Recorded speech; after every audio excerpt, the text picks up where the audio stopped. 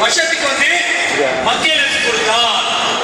10 வருடத்தில் அந்த பணத்தை அந்த இன்வெஸ்ட் பண்ணாங்கன்னா மத்திய அரசு இருக்கின்ற வெளிநாட்டில் இருக்கிற வண்டிகளை விட அதிகமான குவாலிட்டியும் அதிகமான சேவை செய்யக்கூடிய சக்தி ரயில்வேயில் இருக்கின்ற அந்த சகோதர சகோதரிக்கு இருக்கின்றது என்று இப்போது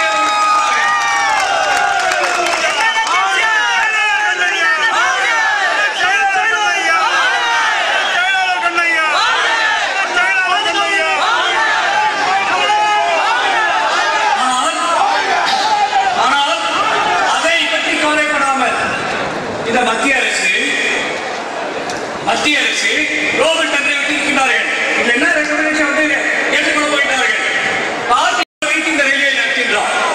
அதே மாதிரி நம்மள வந்து 5,70,000 முதல் கட்டமாக அவங்க வெளியெடுத்துட்டு எப்படி இந்த பிரைவேட் கம்பெனில வந்து உங்களுக்கு தெரியும் ஐடில முதல்ல அதிகமா சம்பளம் கொடுத்துருந்தாங்க. இப்ப எம்இ படிச்சிருப்பா எம்டெக் படிச்சிருக்காங்க. அவங்க என்ன சம்பளம் 10,000 ரூபாய் 8,000 ரூபாய் 15,000 ரூபாய் இத்தனை வேலை செய் போடலாம். அதே மாதிரி நம்ம ரயில்வேல நம்மளை வெளியே அனுப்பி நம்ம நிரந்தரம் இல்லை. முன்பெல்லாம் மத்திய அரசு என்று சொல்லும்போது நமக்கு வேலை நிரந்தரம் என்று நமக்கு வந்து சின்ன பசங்களாம் வந்து இருக்கும்போது நமக்கு வந்து பெண்களை கொடுப்பார்கள். அதாவது திருமணம் செய்வதற்காக பேங்க்ல நமக்கு வந்து கொடுப்பாங்க. வெளிநாட்டு வெளி கம்பெனினா அவங்க நிரந்தரம் இல்லைன்னு நினைப்பாங்க. அதற்கு ஒரு கேள்விக்குறி இப்போது வந்திருக்கிறது. அதற்கு ஒரு பெரிய கேள்விக்குறி வந்திருக்கிறது. நம்ம என்ன செஞ்சிருக்கோம்? 44 பைசா இத நம்ம ரயில்வே இயக்கத்துக்கு 44 பைசா வரும். அந்த 44 பைசா வந்து 14 பைசா தான் இந்த இப்போ இதுவரை இந்த அரசு வந்து செலவு பண்ணுது. இதுக்காக இந்த டிக்கெட்டுலாம் விளைக்கலாம். ஆனா இப்போ வந்து மல்டிநேஷனல் கம்பெனிங்க, America company, Australia company, Japan company, அப்புறம் எல்லாரும் வரப்படுறாங்க. இந்தியாவில் பெரிய பெரிய அதானி இருக்காங்க, ரிலையன்ஸ் இருக்காங்க, டாடா இருக்காங்க, பெரிய பெரிய ஆளுங்களா இருக்காங்க. அவங்க தான் வருவாங்க. அந்த என்ன வரும்னா 1 கிலோமீட்டருக்கு 70 பைசா குறைஞ்சல் குடும்பம் கேட்டுக்கொண்டிருக்கிறார்கள். அதனால என்ன ஆகும்? நம்முடைய வெளிநாட்டு வந்தாங்கன்னா அதை வந்து இன்வெஸ்ட் பண்ணுவாங்க. யாரு வெளிநாட்டு கம்பெனி என்ன பண்ணுவாங்க? நஷ்டத்துக்காக அவங்க வந்து வேலை செய்வாங்க. நஷ்டத்துக்கு அவங்க வேலை செய்ய மாட்டாங்க. ஏன்னா அது ஒரு உதாரணம் நான் சொல்றேன். இந்த புக்ல என்ன சொல்றாங்கன்னா இந்த புக்ல என்ன சொல்லிருக்காங்கன்னா பிரிட்டிஷ் ரயில்வே வந்து உதாரணமாக கொடுத்திருக்காங்க.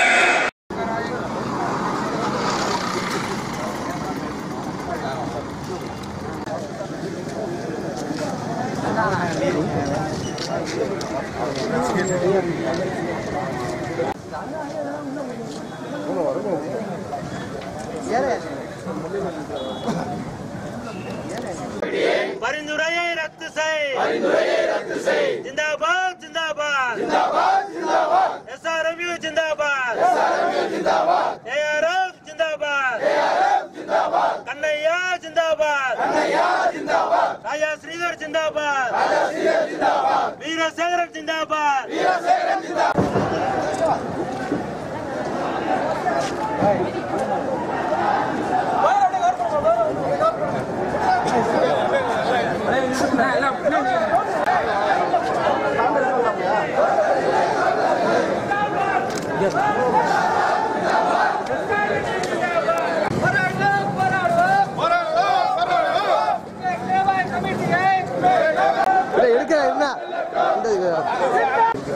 அது மட்டும் இல்லாமல் வருகிற 23ஆம் தேதி என்று அது வந்து நாடு தலைவர் வேலை நிறுத்த போராட்டம் செய்யப்படுகிறது. இங்கு மட்டும்